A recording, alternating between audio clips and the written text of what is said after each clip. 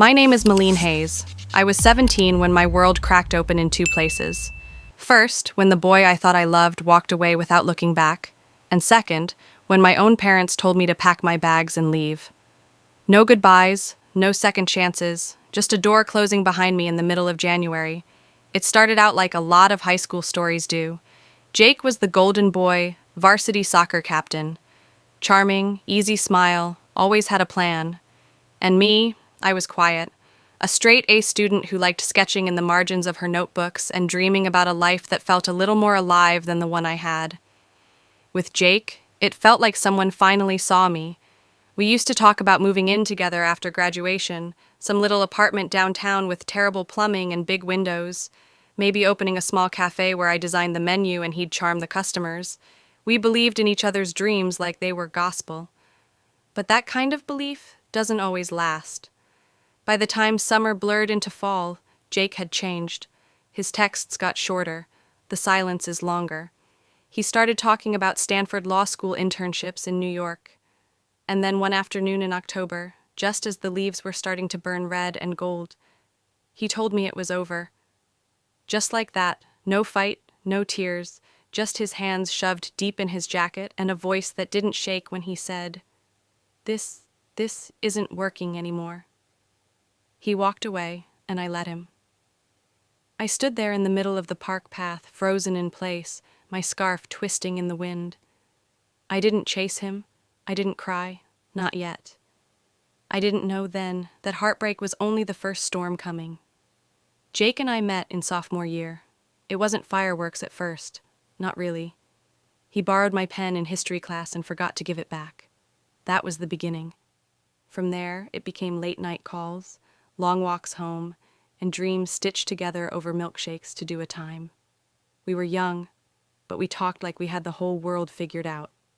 I still remember the way he'd lean across the diner table, eyes lit up, saying things like, "You and me, Maddie, we're going to make it big. Screw the rules." And I believed him. I used to write his name in the corners of my sketchbook, surrounded by doodles of coffee mugs, apartment windows, and all the little things we said we'd share. It was foolish, maybe, but it felt real. After graduation, something shifted. He started pulling away like a tide retreating from shore. Our calls dropped from hours to minutes. His attention wandered during our conversations, and every time I asked if something was wrong, he'd brush it off with a quick, "I'm just busy." But busy started to look a lot like disappearing. One day, I waited for him outside the library where he used to meet me. 45 minutes passed. He didn't show. No text, no excuse. That's when I knew I wasn't in his future anymore. A week later, we met at the park. It was the place where we first kissed back when things felt simple and certain. I thought maybe we could talk. Maybe I could remind him of everything we built. Instead, he ended it. "I have to focus on school," he said, not quite meeting my eyes. "You deserve someone who's Alan. And right now, that's not me." I don't remember what I said. Maybe I didn't say anything at all. I think my heart was too loud in my chest to hear my own voice. After he left, I sat on the cold bench for what felt like hours, watching the wind toss the leaves, listening to the sounds of a world that didn't stop just because mine had cracked. The loss of him was sharp, but it wasn't the worst part. That came later when I realized I wasn't just heartbroken. I was pregnant, and Jake, he would never know or care. The signs had been there subtle at first.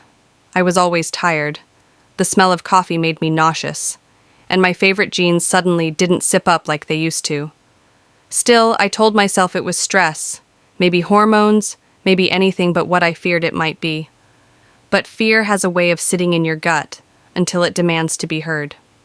One Friday after school, I stopped by the pharmacy 2 blocks from home. I remember how the fluorescent lights buzzed overhead as I stood frozen in front of the aisle, staring at the pregnancy tests like they might vanish if I blinked. I picked the cheapest one, stuffed it into my coat sleeve, and paid in cash. At home, I locked myself in the upstairs bathroom, the one with the chipped tile floor and the mirror that always fogged too quickly. I followed the instructions with trembling hands, heart thudding against my ribs. 2 pink lines. That's all it took to change everything. I sat on the edge of the tub for a long time, holding the test in my lap like it might explain what to do next. My thoughts raised. Would Jake come back if he knew? Could I hide it from my parents? Could I even do this?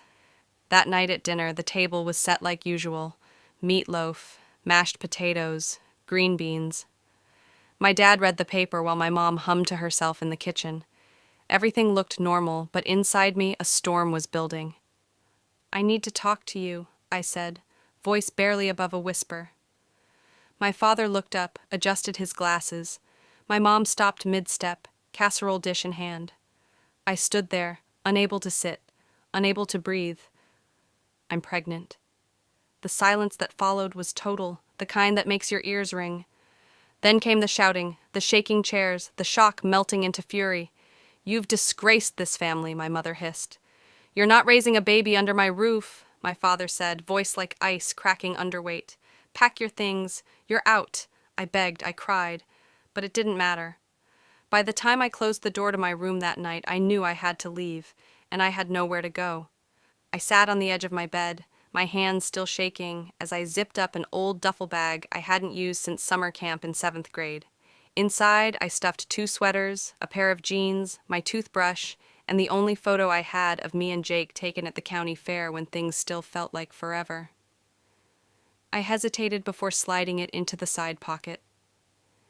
Let it be a reminder, I thought, of what trust can cost. The house was quiet now. My mom was still downstairs, sitting at the table, her face in her hands. My dad had slammed the garage door shut. I didn't say goodbye. I didn't expect them to stop me. I just stood in the doorway and whispered, "I'm leaving." My mom looked up, her eyes red and rimmed with guilt. "Malene, please just think about this." "I did," I said, tightening my grip on the bag. "And you made it clear. I'm not welcome here." Outside, the January air bit at my skin. Snow crunched under my sneakers as I stood on the sidewalk, blinking back tears. I had no plan, no money, no Jake, and now no home. But there was one name echoing in the back of my mind: Grandma Louise. She lived in Maple Falls, a quiet little town 2 hours away. I hadn't seen her since Christmas, but she'd always told me, "If you ever need me, honey, you call. I don't care what time it is." With numb fingers, I pulled out my phone and scrolled to her number. It rang once, twice, then her voice came through, warm and familiar. "Hello, Grandma." I croaked. "It's me. I need to come stay with you. Can I come now?" There was a pause, the sound of her shifting in her chair. "Of course you can," she said without hesitation. "Get here safe. I'll put the kettle on." That's all it took. Not questions, not judgment, just love. I wiped my face, turned toward the bus stop at the end of the street, and started walking.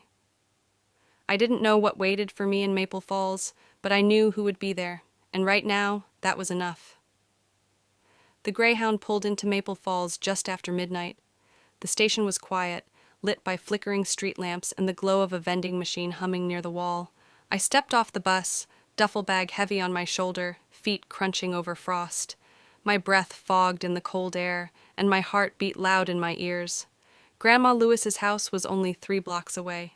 I'd walked that path once before as a child, clutching her hand, swinging it like I didn't have a care in the world. Now I wrapped my arms around my stomach and moved through the darkness like someone chasing a memory.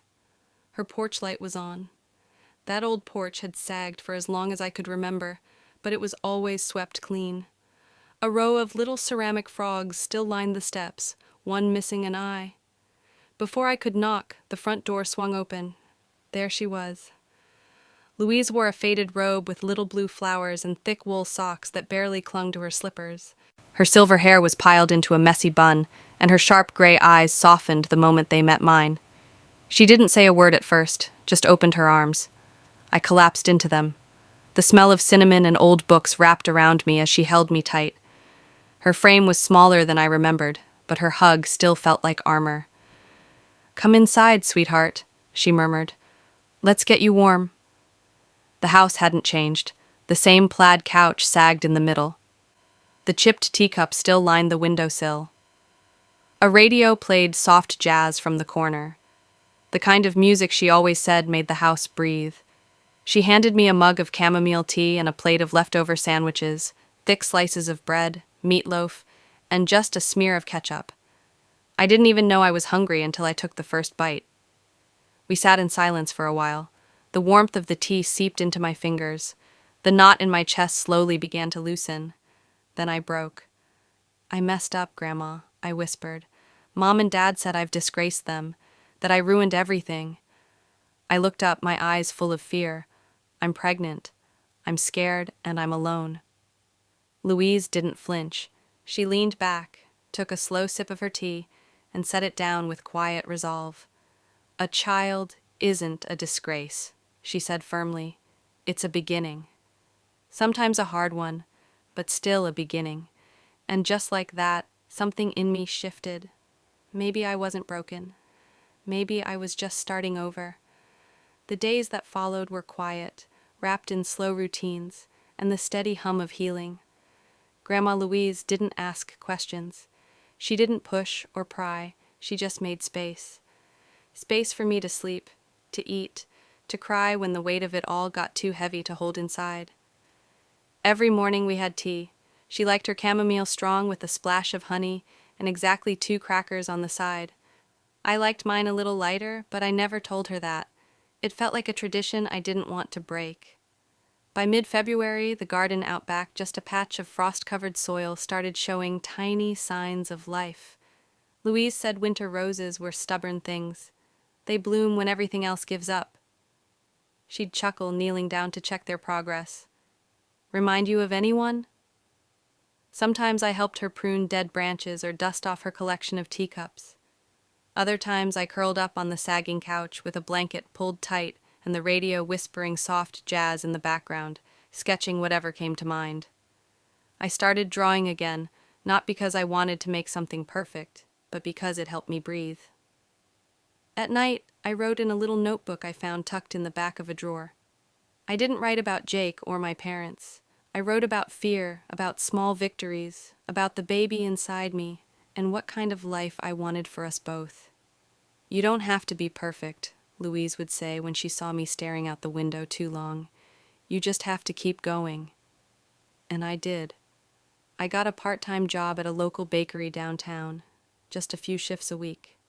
The owner, Mrs. Keller, was kind. She never asked about my belly or my past. She just taught me how to frost cupcakes and made sure I ate lunch. It wasn't easy.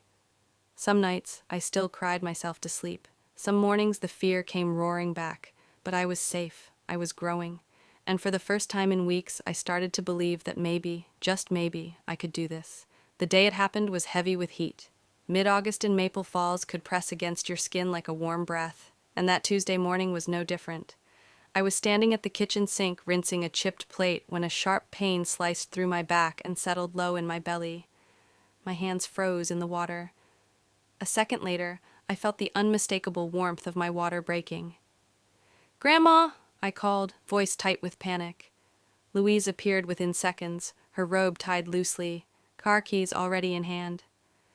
"Let's go, sweetheart," she said, not even stopping to put on shoes. "We've got a little one waiting to meet us." The drive to Springfield Mercy Hospital was a blur of contractions and deep breaths. I clutched her hand the entire way, my forehead pressed against the cool glass of the window. She didn't say much, just whispered small comforts like prayers, like anchors. In the delivery room, time folded in on itself. The pain came in waves, each stronger than the last, and I screamed until my throat went raw. Nurses moved around us in quiet rhythm, but all I could focus on was Louise's hand on my shoulder and her voice in my ear. "You're doing fine, Maddie. Just breathe, you're almost there." And then he came, a tiny, squalling miracle covered in warmth and life and everything I didn't know I needed. He had a full head of dark hair, scrunched eyes, and fists that curled like he was ready to fight the world. They laid him on my chest and everything stopped. I looked down at him and whispered, "Elijah." It was the name I'd written in my notebook over and over. It meant the Lord is my strength, but to me it meant something else. It meant home. I looked over at Grandma, and for the first time in months, she was crying. Happy tears. And in that moment, in that hospital room, with peeling paint and fluorescent lights, I knew I wasn't just a scared girl anymore. I was a mother. 2 decades passed, like seasons do, quietly, steadily, and then all at once. Maple Falls became home in every sense of the word. I never left. I turned my part-time job at the bakery into a business of my own, Hayes Hearth, named for the warmth I wanted every customer to feel walking through the door. Elijah grew up with flour on his cheeks and cinnamon in his backpack. He got a scholarship to study architecture in the city. He still came home every Sunday for dinner. One rainy afternoon in October, I heard a knock at the door. When I opened it, I didn't expect to see my parents. They looked older, smaller somehow. My mother's hands trembled around a faded umbrella.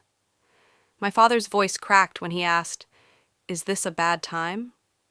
I stood there, Elijah beside me, tall and strong, with his father's chin in my eyes. I didn't say yes. I didn't say no. Instead, I turned to my son and said gently, "Elijah, these are your grandparents. They've come a long way. Maybe they have something to say." And for once, I let the silence do the speaking. Some wounds don't heal, but some hearts grow anyway. I didn't rebuild my life to prove anything to the people who left me behind. I rebuilt it so I could live fully, honestly, without shame. When my parents sat at my table that evening sipping tea from chipped cups Grandma Louise once collected, I realized something. I wasn't angry anymore. Not because they deserved forgiveness, but because I deserved peace. Grandma Louise passed 5 years ago. She never met Elijah as a grown man, never saw the bakery expand, never got to sit on the porch swing we rebuilt in her honor. But she gave me something more lasting than advice or shelter.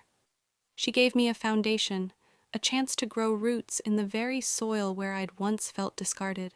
And now when women walk into my bakery with tired eyes or trembling hands, I smile the way she used to and say, "You're safe here." Because sometimes revenge isn't about fighting back. It's about rising gently, quietly, and showing the world you bloomed. Anyway, if this story stayed with you, I hope you'll share it, leave a comment, or simply remember, your beginning might not be easy, but it's still yours and that matters.